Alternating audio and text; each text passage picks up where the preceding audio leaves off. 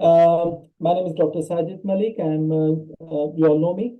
I'm chair of ELSA ISIS committee, and today this is our first ELSA live TV streaming show, first episode, and we are delighted to have this sparkling interview with none of the other but the General Secretary, the main person of the ELSA, who is binding all the people into the under the umbrella of the ELSA Society. Let me introduce Professor David Lumanto, who is basically Professor of Surgery and Secretary General of ELSA. He graduated with distinction magna cum laude in Medicine and Surgery in 1983 and in General Surgery in 1992, PhD in 1990 at University of Rome. He is currently working as a Professor of Surgery at National University Hospital. He is the director of Minimally Invasive Surgical Center and Aneurysm Hernia Center at National University Hospital. He is the director of Advanced Surgical Training Program at National University of Singapore. He is associate editor of the Hernia Journal and the Journal of Asian Journal of Endoscopic Surgery. He is currently Secretary General, past president of ELSA, and a founding member and advisory president of APHS as well. He is a Secretary General and Trier in ELSA Society. He attained knighthood by the Italian government on 26th of December 2019. So this is our guest of the first show, and thank you, Professor. Thank you, Professor Lumanto, for giving us the time for this first episode. And yeah. Thank you. Would you like to tell us briefly about yourself? Like I tried to comprehensive the thing into the 1, 2, 3 minutes, but you are like your open book. Basically, we cannot summarize everything into the short 2, 3 minutes. Thank you, Sajid, for such a kind introduction. We are all very excited as a society for this first time ELSA live TV channel.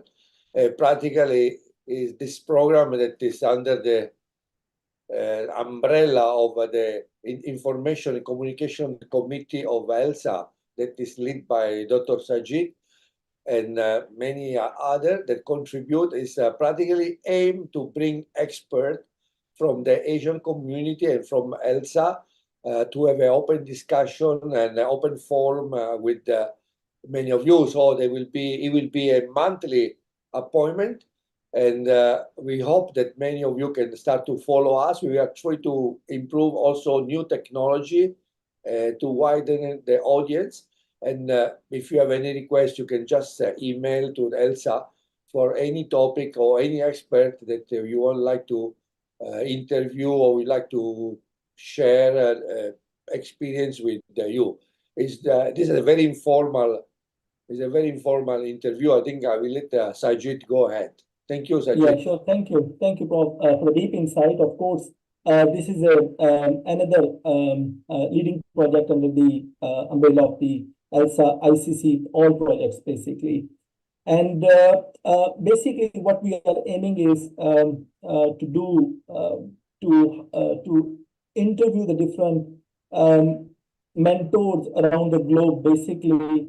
To learn from their experience, to get the new ideas basically, and to expedite the plan accordingly.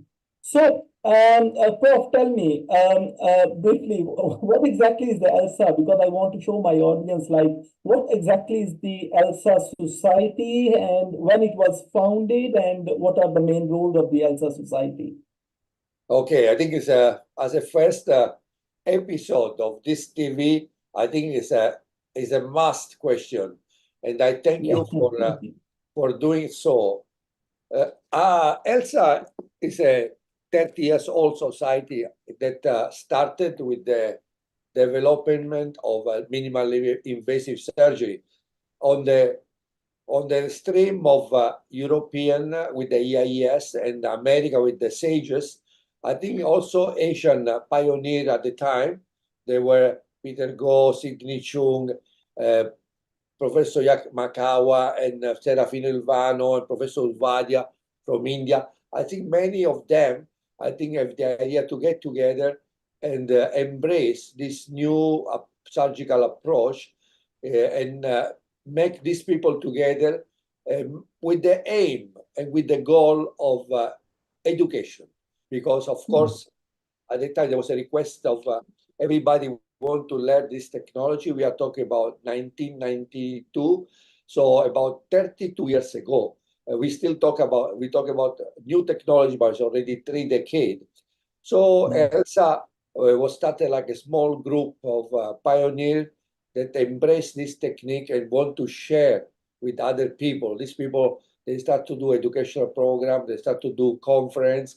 So they start to gather the Asian community that were around this. They were developing laparoscopic surgery to promote the society. So today, ELSA has more than 3,000 members.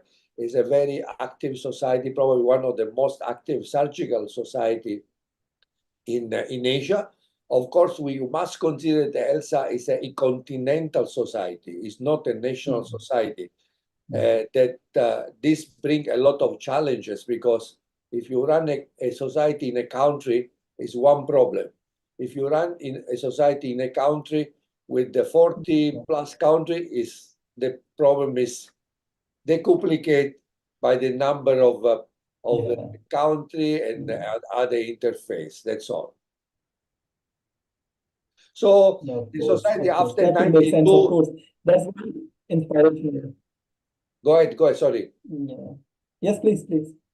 So no, I think that's very inspirational in a way that in the last 32 years is going on. And it's, I would say, as you said, it's kind of like continental. Must say that it's among the top 3 in the world, being the leading surgical societies, who is basically now working with the SAGES and IPSAS, which are the world leading societies in surgery.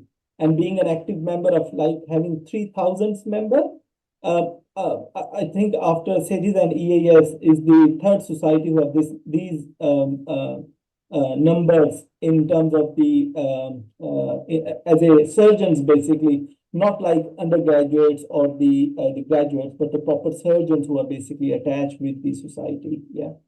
Yes, it's mostly surgeons that do laparoscopic surgery. It's not general surgeon, because most of the society, like the American College, involve urology, neuro, orthopedics. It's a very subgroup of specialty surgeon that are part of the society. And I think after starting 92, this group grow up from few hundred to today 1,000. And also for a small community, the society along the year has developed and also involved all the other national society all around Asia. And of course, this imply also some legal in terms of by law, in terms of regulation.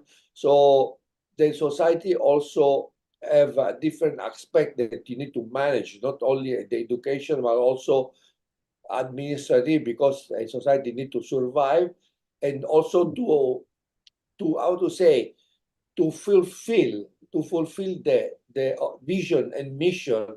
They require also funding, because we can't run educational program without any funding and support. So it's a mix of I say, management must be properly and wisely done. Good. Thank you. So just like any other society, they have a different organizational level. As you just mentioned, that it was started as a subgroup of the people who started as a small group, and now it's like a leading society. So what are the different organization level and the various bodies working under the umbrella of ELSA, like various projects and organization levels of the ELSA? ELSA today is a very complex society. Try to be inclusive. The main objective at the beginning was education across Asian country, and to do this you need to be inclusive. It means while the national society have an executive committee board that is made by the president, the secretary, the treasurer, let's say, quite simple organization. Yeah. ELSA, the pioneer of ELSA, the people who started ELSA in 1992, they have a brilliant idea. So they want each country to be represented in the board, to have a voice in the board. So that's why ELSA today have a so-called a board of governors. So each country, according to the number of members that are registered with ELSA, they may have one or two governor. So each country has one or two representative, and in this board, it's called Board of Governors. They sit almost more than 40 people that express their own idea, their own suggestion, because as you know, Asia is much smaller than it's much in terms of a number of members, maybe doctors, much smaller than Europe or America by population, but it's much bigger in terms of inhabitants. So we are talking about 2, 3 billion, 4 billion of people that live in Asia. So how to involve this society was the creation of this board of governors. So the board of governors elect on top an executive board that is made by the president, the vice president, and the secretary and the treasurer. And then we have also the editor-in-chief today that represent ELSA within the board of editorial activity, like surgical endoscopy or like Asian Journal of Endoscopic Surgery, and for other activity, editorial activity of the society. So this is a very important role. So we have a two-level, like two government within. Of course, the executive board is on top, and below we have the board of governors. And within ELSA, we do also have a committee that are dedicated to specific area. We have like a membership committee, educational committee, the information and communication committee. We have a technological committee. So we have committee that look at different aspects, the project that ELSA wants to develop. Yeah, so it's very complex and very vast, and society like initially started with a group of people, and now it's like a proper, like having a head office and then sub-organization and then organization and then sub-chapters. And this was one of the most challenging, let's say, development of ELSA.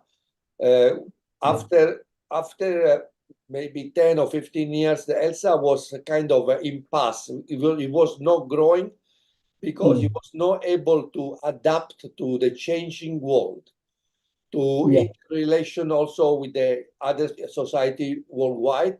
So I was lucky that when I became president in 2011, I think was the starting point to set up a group of people that were eager and keen to move ELSA to the next step, to move forward ELSA and to play a major role in the international panorama, but also in Asia. That's why we change and we update the bylaw. We create a committee that were able to improve the daily management of ELSA. We were able to play a major role at international level. So in fact, ELSA is also part and founding member of the International Federation of the Endoscopic Society. It's one of the 9 societies, but ELSA is one of the 4 founding society together with the American SAGES, EIES, and Japan. And later on also we have China, India, and Korea, and South America. We have 3 societies. So creating a global federation and a strong collaboration within the worldwide community. So today I play a major role together with the other society. This is very fantastic and very inspirational. Like last 10 years is like busy and busy being a president and now Secretary General. So, and as you just mentioned that there are more than 40 to 50, in between 40 to 50 member countries of the ELSA having governors. And so, what are the main events the ELSA have organized, and what are the future plans in terms like how many events ELSA organized during a year on annual basis or biennially, and the sub events? What are the what has been done so far? ELSA, as many other society, played a major role in the annual conference. So the annual conference is a get together, and but also ELSA is some kind of a very peculiar because we organize in Asia Pacific, so a big, more international conference every 2 years. And all year, in the area, we organize a normal annual conference. This year will be in Bali. Next year, we are also honored to host the Asia Pacific Conference together with the World Congress. ELSA will host the World Congress of Endoscopic Surgery as an Asian partner together with American, European, South American, and the other society, India, China, to bring all the community worldwide in Asia. We will have a rotation among all the society. So the annual conference, and we also have started last year a spring meeting. We call a so-called spring meeting, and probably we need to define a better synergy. This year will be mostly dedicated to video and complication. We try to be focused on one aspect, maybe only technology or maybe only complication. A very short meeting of one or 2 day maximum, and the meeting will be hosted in country, no second line country, but in country that have no facility or they have no in terms of resources to organize an annual conference. For example, last year we organized in Uzbekistan. Central Asia is one of the ELSA objectives because Central Asia is Asia. At the moment, that between after the split from Russia, United USSR, I think Central Asia is a bit between Europe and Asia, so they want to move towards Asia. And so the spring meeting will be this year in Saudi Arabia. Even Saudi Arabia can host an annual conference because we did in 2010. So we will have every 2 years a spring meeting and every year an annual conference. But on top of that, the mission of ELSA is to spread and also help surgeons from developing countries to learn in laparoscopic surgery and to provide laparoscopic surgery access to many more patients that they have no the same the same facility in their own country, in their own hospital, because of structural, economical, and everything. So ELSA in 2012 started the so-called outreach program. There was a program to spread laparoscopic surgery in developing countries. So the program is a program that trains the local surgeon not only to do laparoscopic surgery, but also to train other colleagues in their own country. So it's a training program. And it started successfully in Myanmar. And after that, we expand to many other countries like Philippines, Cambodia, Laos, Nepal, Bangladesh. And today we are present in more than 14 countries, and more we are expanding. For example, this year will be Bhutan for the first time. We have a request from Bhutan. We are going there to teach because there is only 15 surgeons in Bhutan, including urology, gynecology. So we will do a multi-comprehensive events with all the local people to try to teach and to learn laparoscopic surgery. It's always an exciting activity. So Exactly. overall, in a year, ELSA organized about 15 to 20 educational events across Asia. Of course, that's like a very big number. I would say it's very exciting at one point, but exactly at the same time would be very tiring as well as very challenging, like traveling from one country to another country and being committed with your own job roles, and also facing difficulties in terms, as you just mentioned, you need support financially, but also in terms of traveling to various continents, part of the Asia, like in Middle East when you are facing audience with the Arabic speaking, when you are going to the Far East side or to the Central Asia, like in Uzbekistan, or when you go to the China. So, what are the challenges you face when you go into the, apart from being financial? What are the biggest challenges you are facing when you are going for all these outreach programs and when ELSA is going there and when planning to organize any event, either a major event or a small like spring event or outreach program. So what are your biggest challenges here so far and how do you cope with it? This is an amazing question, Sajid. Aditya. I think you come from one of the country that Yes, of are the course. more challenging, right? But Yeah, I believe today the challenge eh, to run a program, an outreach program, is as I say at the beginning, national country have one problem, a continental society have 40 problems, ELSA have maybe 200 problems. So when we start program and going around, I am lucky because we have created a big group of 80, 90 experts from ELSA that they go and travel all around those countries. Depends of the expertise, you know, because we have a hernia expert, we have a colorectal expert, we have a hepatobiliary expert, upper GI expert. So urology and so everything. we have a surgeon of different expertise that participate with us. So the challenge is first of all to understand the socioeconomics of each country, because of course we are going to invest time and we are going to invest resources. So we want to be sure that the country that we are going to involve in our educational program is able to sustain the program.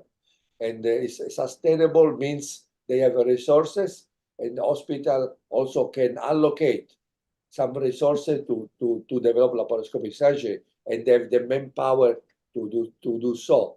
And as you know, each country is different because we cannot compare Laos with Myanmar or with Indonesia, or even within Indonesia, Papua is one issue, then Sumatra. So so it's very important to understand the local. So that's why we always work with the local leader.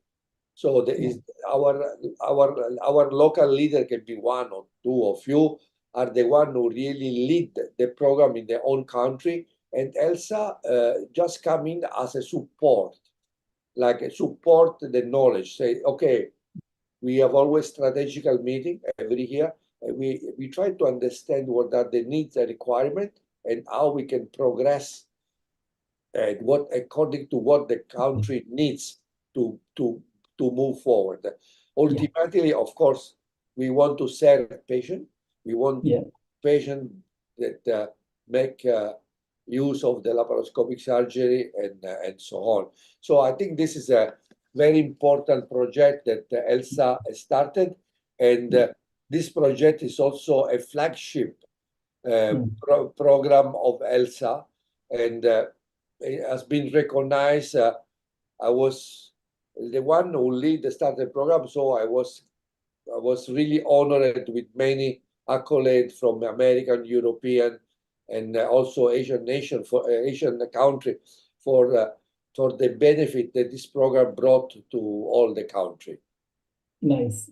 Thank you so much for giving a deep insight. And you just mentioned about local leaders, about the various countries who want to basically, you work with them to organize the events like spring meeting or the national conference or the outreach program. So what would you advise to those national chapters and to the national leaders interested in organizing event in their country. So what would you give an advice to them? Like what should they do before planning an event or before planning an outreach program in terms of giving an insight or giving a back end training to their trainees, and what should they develop to bring ELSA to their country in terms of to conduct more programs? I think it's very important that each country, each leader of each country identify a kind of a hospital, university, teaching hospital, private, public. They can commit for a 3, 4, 5 year program because this is very important. So the role of the hospital and the management of the hospital in supporting the program is important. Why? Because they need to dedicate also resources in terms of space. You know, laparoscopic surgery need training, and to do training, you need to have the training box, eventually animal or live tissue or wet tissue to do training. So, and also the hospital must be also a leading hospital with a good reputation, in which all the participants from the country they can go and attend and serve for the course and for the activity. So that's very important. I think the program to succeed and the leader to succeed in this program must have a strong, of course, a vision and leadership, great support from the hospital, and also able to commit for certain period of time, because to organize a single event is it will be end by itself. It will not really bring to any benefit. But to organize a program that will last regularly 3, 4, 5 years will be beneficial. In fact, I must say, for example, in Myanmar, we organized more than 23 courses. In many countries like Sri Lanka, we do organize more than 2, 3 courses per year since 7, 8 years. And as you know, because you contribute a lot also during COVID time, we try to engage the community also through online webinar and so on. So we never left them alone. So the program of the ELSA Outreach program was very important. And also, other than society, I think we need to be grateful to all the company that have supported also this program, because they require a lot of energy. So, for example, Olympus is our main sponsor, and other company that on the side were supporting maybe local other program. So this is a very crucial and very important for the society and for the community. Okay, thank you. Thank you. As you just mentioned about the funding by the various, medical not industry basically. So a patient might, not patient, sorry, the audience might be misunderstanding about like the people into the ELSA. What do people, have you ever met any thing or come across with anything like the people misunderstood about ELSA? Like what kind of organization is that? We don't know about it, like any misunderstanding by the people. You want to give a piece of advice to them, like as you said, this is an organization basically working in Asia, which is a non-profit organization, basically working to educate, to give them skills on the laparoscopic and endoscopic surgery, especially into the developing part of the Asia, starting from like I'm from Pakistan, like from Pakistan, Sri Lanka, Bangladesh, and these are the countries which basically needs a more push, where the part of the MIS endoscopic and laparoscopic surgery is very limited, and the open part of the surgery is like contributing 70 to 80% of the main task. So have you come across with any people's thought, and how would you address to those like these misunderstood about the ELSA?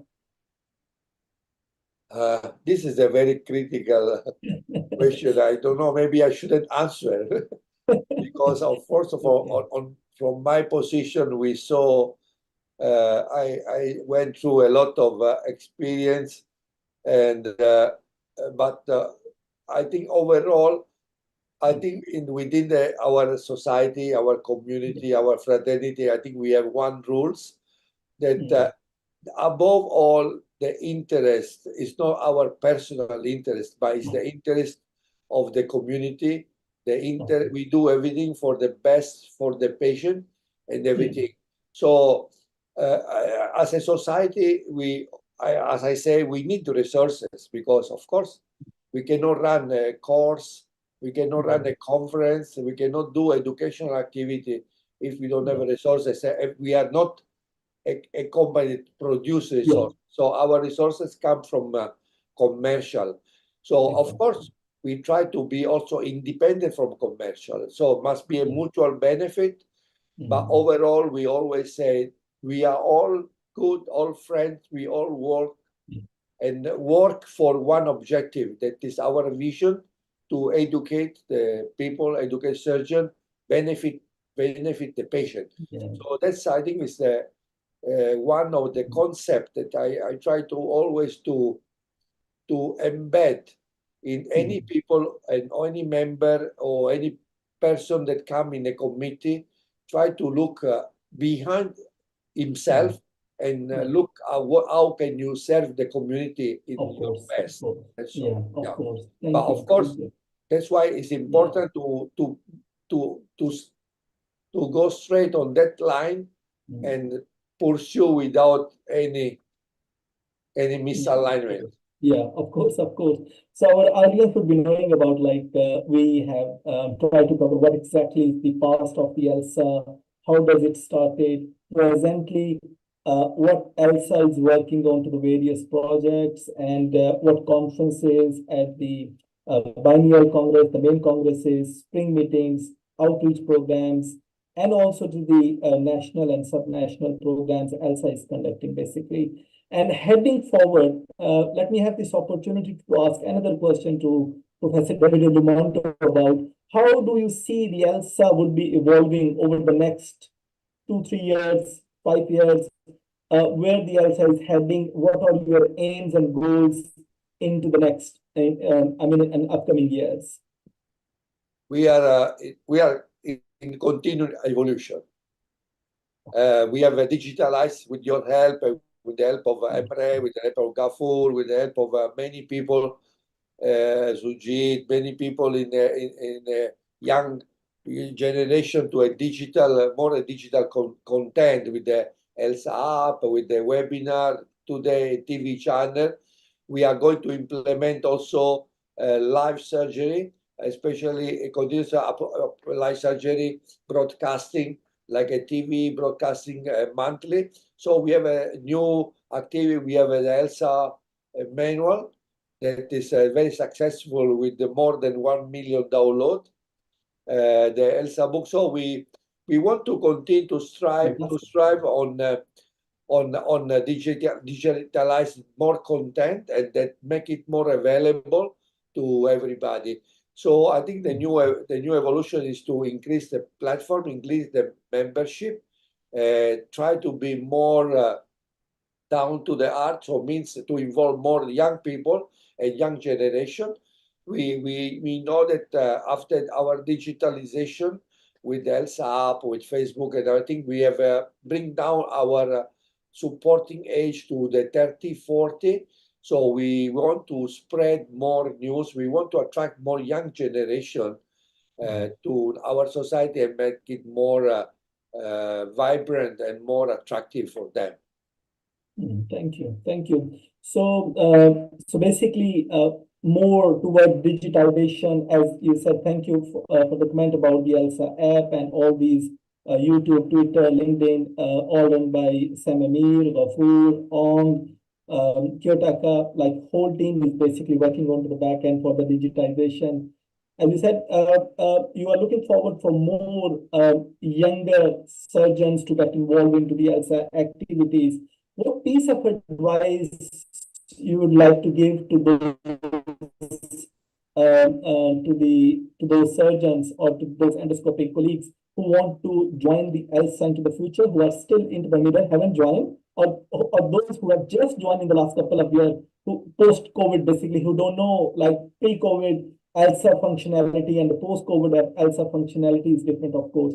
So what piece of advice would you give to those, to our audience, basically, to join ELSA and to the younger surgeons as well?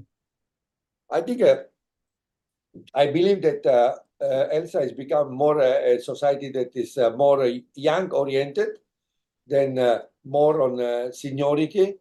We try to involve in our board also a generational change. We try to push compared to the past to more, I say, change in the board, also involving the young generation to live the ELSA society as part of a member of the committee, of different committee. And we always, as you know, I'm always supportive for any initiative that involve young people. Of course, you are very well, let's say, comfort with social media. So we need to make use of this knowledge of all the young. That's why our ELSA impact on the young is much more, and we want to have more people join us. We also have other committee, a new governor, for example, involving the more ladies that want to join, especially young lady that want to be part of the society, and we want to empower them to have play a major role according to the time that everybody has, according also to the expertise that everybody has. I think anybody can contribute to, after we study and we work so much with, everybody has own knowledge, own strength to support the surgical community in Asia Pacific, and ELSA is really the great platform to do so. So that's why I say anybody want to have any idea or project that is in line with the vision and mission of the society is welcome to join. Thank you, thank you. As I said, like, so what would be the you want people to join basically, and what would be the best way to contact and best person to contact in terms, or the best way to how, like, for our audience, if someone want to contact with someone and he doesn't know about the ELSA society and he want to get a registration and he want to get in contact with someone to share his idea, to discuss something. So what is the best way to contact the right person onto the ELSA platforms? I think ELSA website, ELSA app have all our contact. They can contact directly to those platforms. And info elsasociety.org is the open email that everybody can write in, and you can contact directly to our secretary, administrative secretary. That's quite efficient. So through the app, so our contact are public, so everybody can get involved. Of course, if you attend the conference, our annual conference, you can contact us in person, or in any country we are doing activity, you can contact us. So no, I think it's a different way that you can share with us your experience. Thank you, Bob. Thank you for your time. It was kind of like I try not to be rapid fire questions, but it was kind of like a rapid fire questions. But thank you for giving us a deep insight about the ELSA. What exactly is the ELSA? I think as a leading first episode about the ELSA TV channel, we decided to basically invite you as a leading person of the ELSA Society, as the General Secretary of the ELSA Society and the past president, knowing ELSA much better than anyone else into the ELSA Society, what I have seen so far. So I hope the audience would be knowing about what exactly the ELSA is, what the ELSA role have. If someone want to join the ELSA, the various program, or want to join the ELSA events, or want to organize the event into the national chapter in collaboration with the national chapter.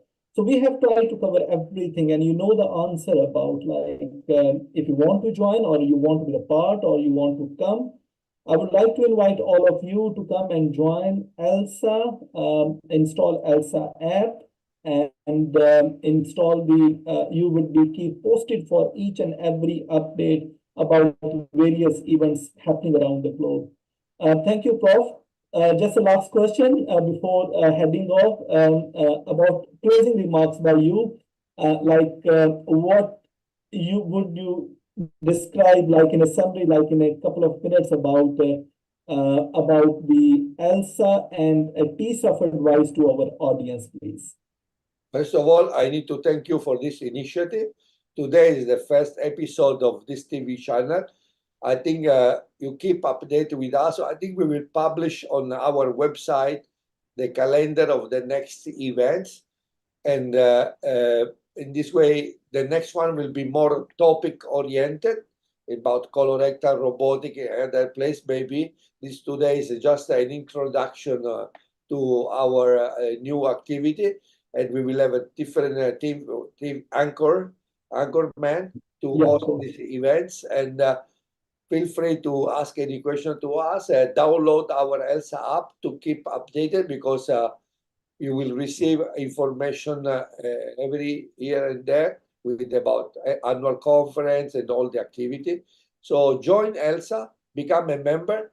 We are going to start a new discounted rate for this month. ELSA is a lifetime membership. You don't need to pay every year. It's only one time. It's not so expensive. You can apply through the website. You can pay through PayPal. And the benefit that you get just attending one conference, you will get your money back for a live membership. So join ELSA and join the community, and we will be happy to welcome all of you. Thank you so much. Thank you so much, Prof. Thank you. Thank you so much for your time. Thank you for giving a deep insight. Thank you for everything, being a part and being the first chief guest or the guest of the our first episode, basically. Thank you, audience. We'll see you next time in a month time. Basically, as Prof said, every month, this was basically an introductory episode, and then subsequently will come with a new guest onto the various chapters, onto the various topics, various systems, and we will publish soon about the next 1 year calendar on our website, as well as we'll share through the app. Thank you so much. See you next time. Keep tuned. Bye-bye. Thank you, Sajid. Bye. Thank you, everybody. Thank you for attending. Bye.